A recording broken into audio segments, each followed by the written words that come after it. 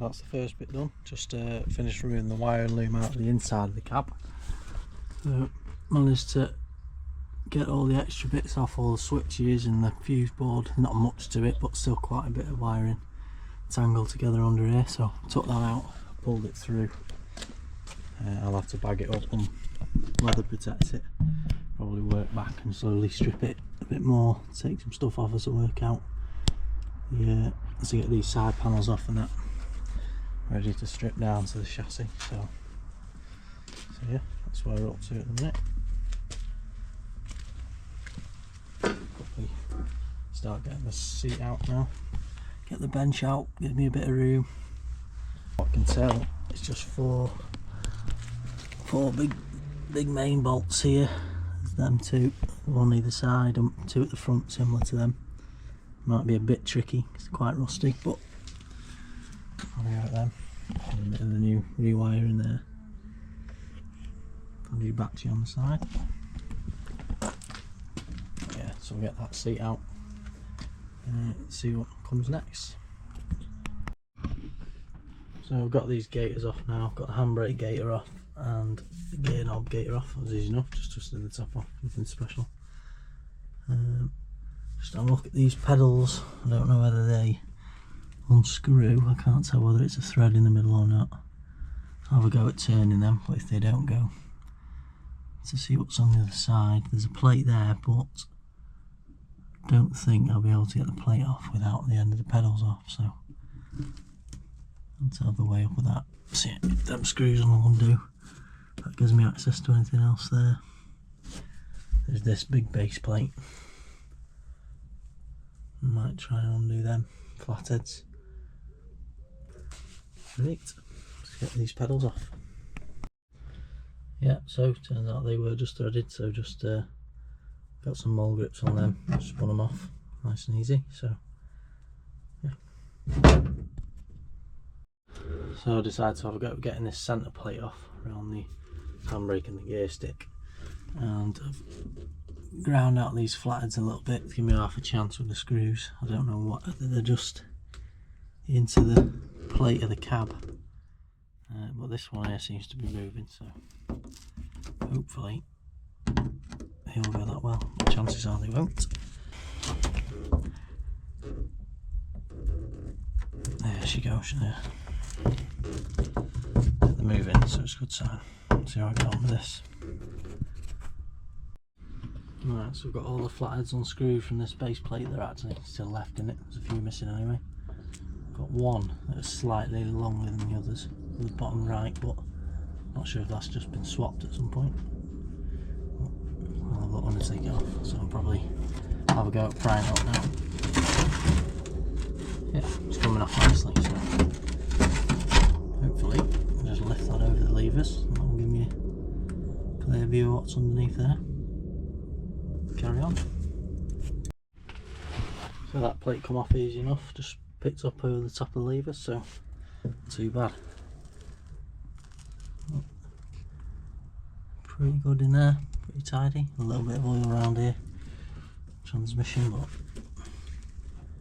gearbox, but not bad.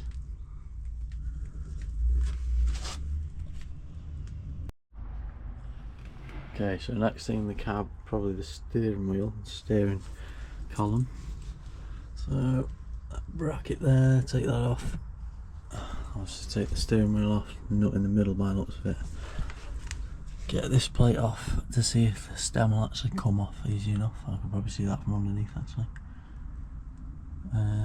There's this switch here, which I don't actually know what it does. It doesn't work, but I don't know.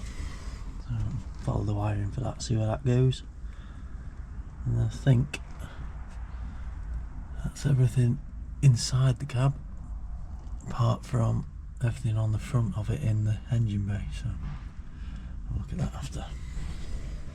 I just managed to get the steering wheel off. It was pressed onto the splines. I was hoping it'd just be on the thread, but it's not.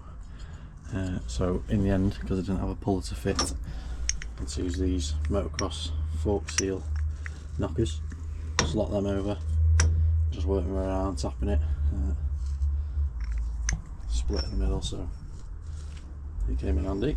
So, and then just lifts off the spline, so not too bad in the end. So I think that's everything in here now. Got this silver press switch, which I don't actually know what it did. It was wired in, but it didn't seem to do much. So whether when it was new wired, it was just like deactivated, I'm not sure. But the plate's off, throttle cable's fed out. So I think that's everything in the cab for now. Double check. But have a look in here now. Got this loom's removed, there's something feeding through there actually. I need to trace that and see what that was. And then get that lot off the front of the cab.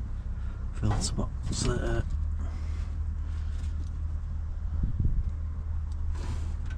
Solid line, so I have to be careful with that, I don't want to bend that too much.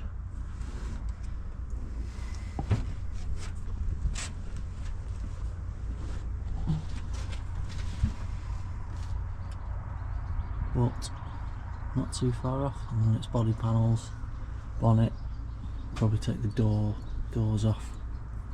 A bit less weight on the cab roof and pick it out. So yeah. So I've just been weighing up this here, and this is, I couldn't work out what it was at first, but it is the wiper control unit. It doesn't actually work, I don't think. The wipers didn't work, so let's look at that later. But just go have a look at how to actually get it off fully, because it's quite a big cable and it doesn't pull out of there, so it must be fixed in here somehow. So I'm wondering whether to take this cover off, because it's got this protective sleeve all the way along the cable inside, so it's going to be too hard to pull out this way.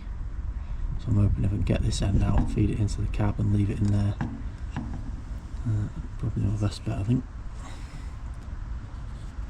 It was a little bit tricky this, so we've got basically just this arm on this rotator here, just locks through the end of the cable here. So I did just manage to get a flathead under it, pry this out. I wasn't exactly sure whether I'd just end up bending it, but it had a bit of free play, so I managed to get that. There's a locking pin on the bottom as well. It slides along this ridge here, I think. As I say, it wasn't working originally, so I'm not sure how good that is anyway. But yeah, so feed that cable back through there now, hopefully. Get this lot off then. This loom, I had to feed this back through the bracket.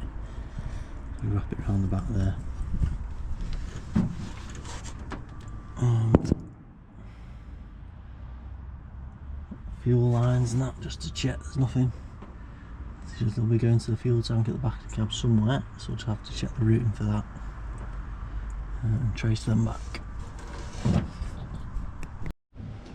Right, so from what I can tell, that's everything out of the cab. That's wires, cables, anything connecting through there. So now it's time to start looking at these side panels and grills and stuff. I think they're going to definitely have to come off before the cab can. But the bolts are rusty, so half of them might end up being cut jobs, cut and replace, but see how they go. All this radiator mount is bolted through both sides, so I need to get these centre bolts out, which aren't looking too healthy. Hopefully I can leave, it's fixed to the chassis rail, so I can leave that to hold the radiator up, so it's supported. But we'll see how that goes.